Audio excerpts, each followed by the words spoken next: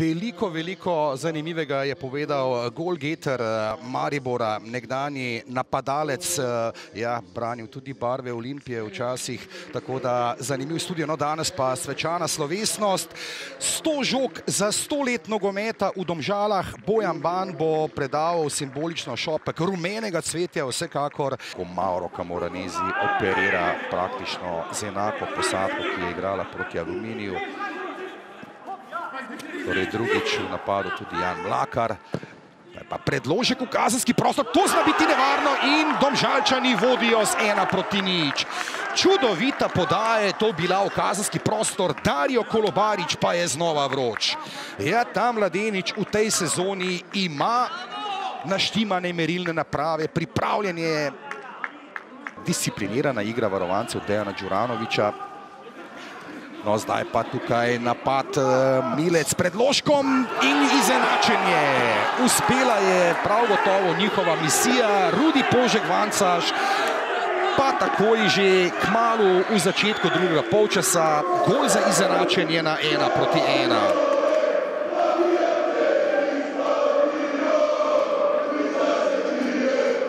Kolobarič je na to prišel do strela, ampak uspel je reševati na koncu vse skupaj, kar je zakuhal Jug, seveda tudi ob štoperjih. No, zdaj pa nov strel in gol. Maribor pa do preobrata, strelec pa Jan Mlakar. In to je verjetno gol, ki ga je potreboval, ki ga bo malce prebudil po vsem tistem, kar se mu je dogajalo, tudi v mladi reprezentanci, pa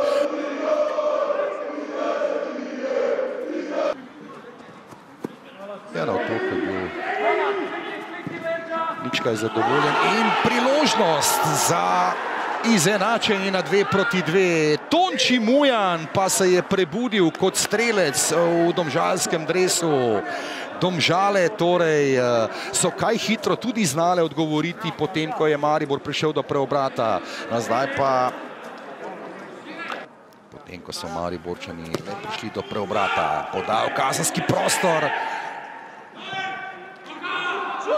Strel, Domžale vodijo. Zdaj znova do preobrata, pa Domžalčani. Kakšna tekma v Ljudskem vrtu danes, potem, ko so imeli obilo težav s koronavirusom oziroma z okužbami. Tudi Dejan Đuranović je imel težke čase.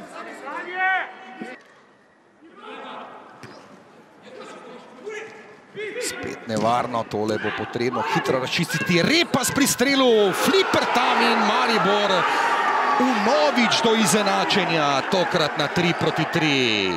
Špiro Peričić pa je bil tisti, ki je zatresel mrežo vratarja Mulaliča. Tudi Peričić kot štoper v tej sezoni med strelci. Strokovnjak italijanskih korenin Jasmin Mešanović. Dervišević pa daje priložnost. Matko se je malce spotaknil, Matko, in še en preobrat v Ljudskem vrtu.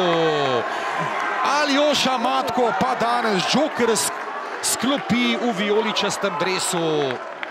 4:3.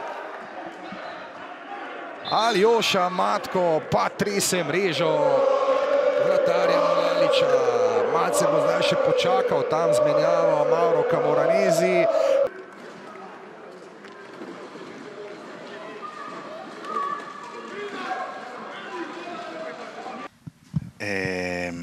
Una partita pazza, crazy, sinceramente, perché abbiamo iniziato giocando bene nel primo tempo e abbiamo ricevuto 2 gol dal nulla e quando riceviamo gol diventa tutto più difficile. Quindi alla fine è stata una partita con tanti gol e mi dispiace ricevere così tanti gol, è quello il problema. Però contento perché i giocatori sono contenti, hanno lasciato tutto in campo e quindi questa è la cosa importante, la vittoria. Ja, jaz sem lahko zadovoljen z prikazanim, z odnosom so ga prikazali fantje na vse težave, ki smo jih imeli v zadnjem času. Sigurno smo hoteli doseči več, kot smo dosegli. Imeli smo tudi rezultat, dosegli smo 3 zadetke, kar ni lahko v Ljudskem vrtu. Zaslužili smo si sigurno več.